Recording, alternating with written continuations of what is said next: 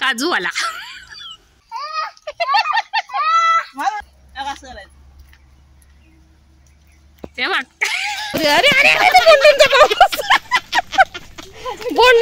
बोंडूनचा पाऊस इकडे कोळंबी मसाला तयार, ज्वारीची भाकरी, इथे मासे घ्यायला आमचे कटलेट फ्राय करायचे।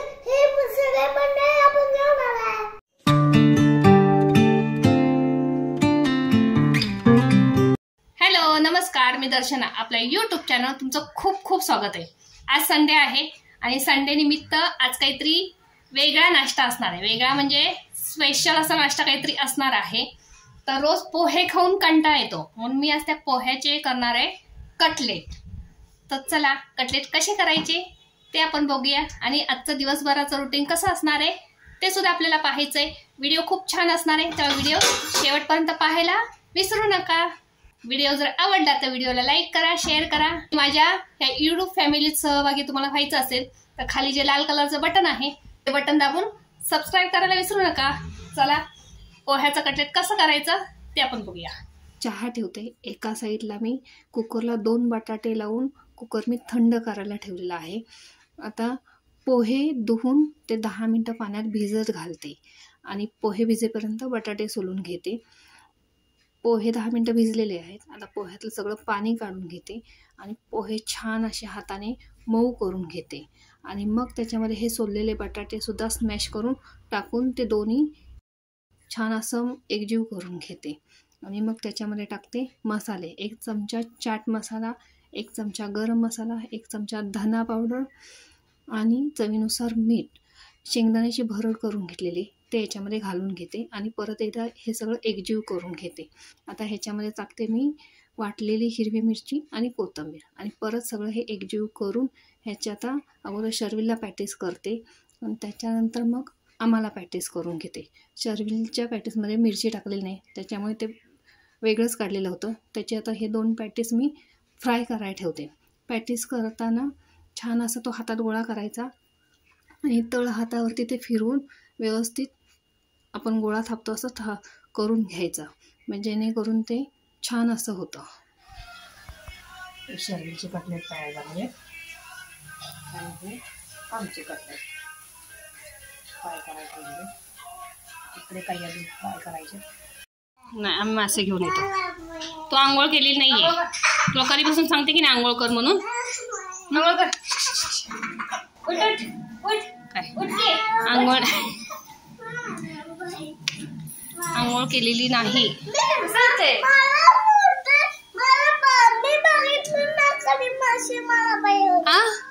तू मासे कधीच बघितले नाही आणि खातो कोण मासे मग?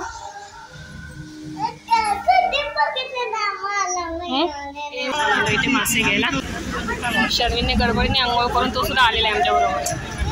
हे मी आणि शर्विन मी तिघे जण आलेलो। कोणते कोणते घेऊया?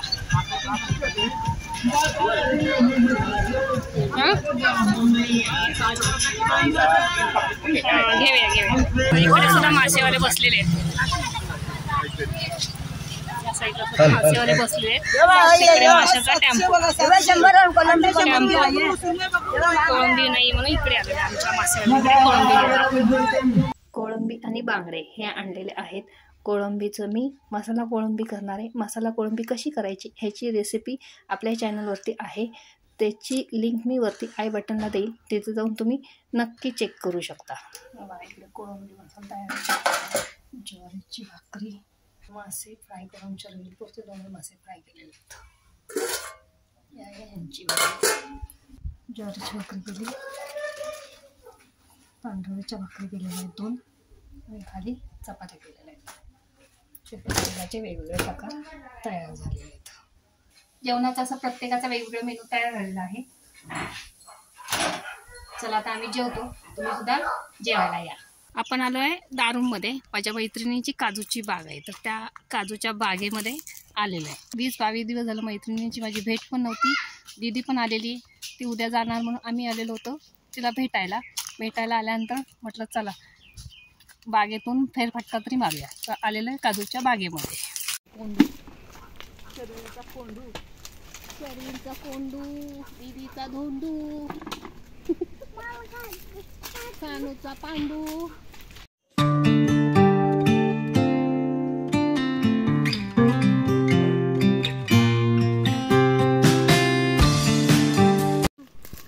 शरू कुठे चाललायस? तू तुझा प्रश्न कुठनं चढायचा बघ. शरू दीदी चढली झाडावर कोंडू काढायला. नको वरती जा.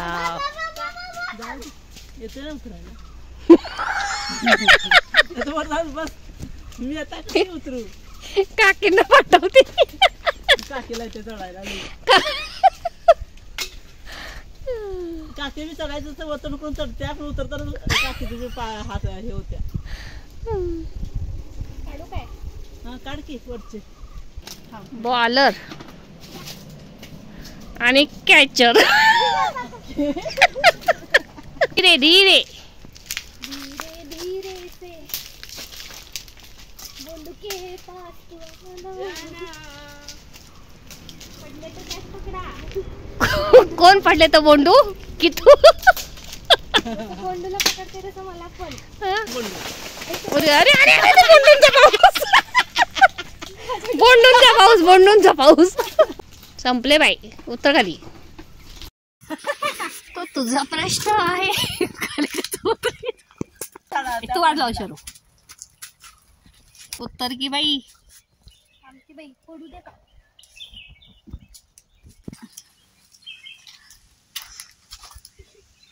जा की.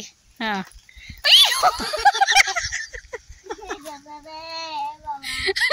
चल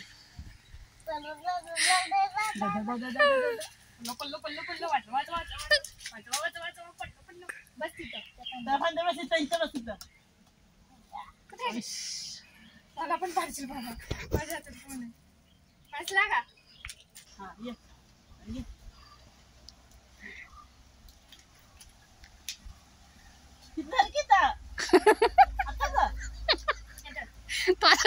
निवांत पाय सोडून बसला तो आता.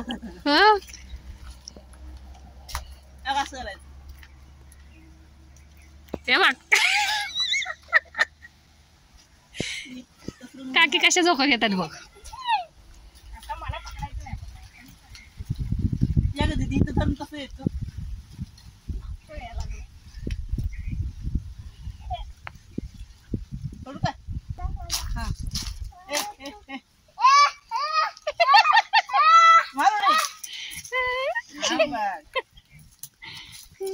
झाली झाडा चढायची हाऊस फिटली. हा हो हो म्हणते अजून. दीदी लागली बोंडू खायला. खा खा एकटीच खा. एकटीच खा म्हणते. ही आहे संपूर्ण माझ्या मैत्रिणीची काजूची बाग.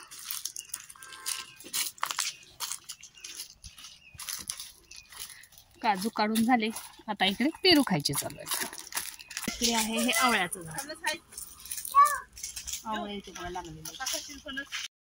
दादूला बोलाल तर दादू काय फणस काढणार नाही कारण भाजीचे फणस आहेत. शेरू हे आहे फणसाचं झाड. गेल्या वर्षी 2 फणस होते. यावर्षी बऱ्यापैकी फणस लागलेले. फणस बरोबर झाडाच्या फांदी झालेले. खालून आकार बघायचा कसा येतो. ह्याचा इथे आकार बदललेला आहे फणसाचा. काजू फणस पेरू आवळे अशी सगळी झाडं आहेत तिथे. अशी सगळी झाडं ह्या बागेमध्ये आहेत.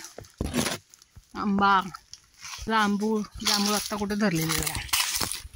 काजूवाला दादू लागलाय बोंडू पडलेले गोळा करायला.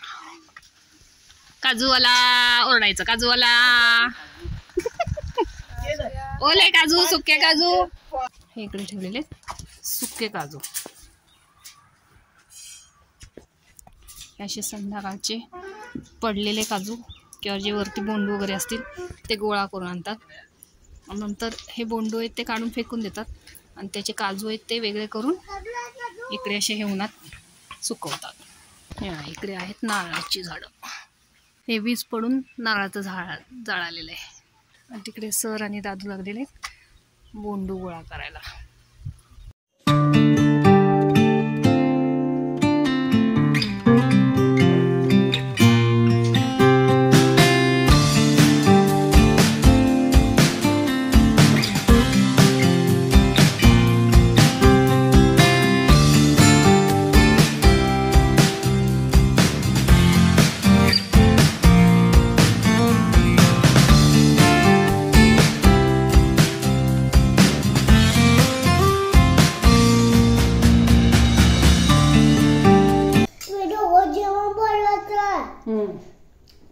कोणतं होतं?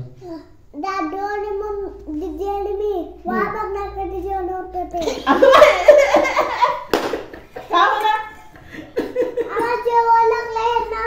अजिबात नाही. मॅगी खायचं जायचं घरला. जेवण मुलाच वाट बघायचं नाही आता. ते जाऊन खातच घरात. मी कुठलं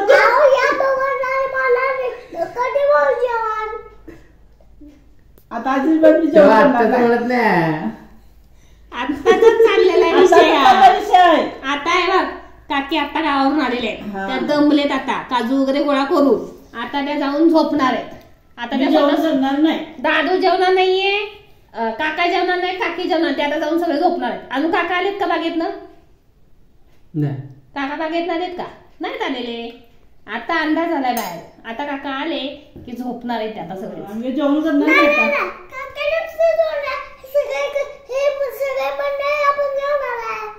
सगळे मंडळी जेवणार आहे.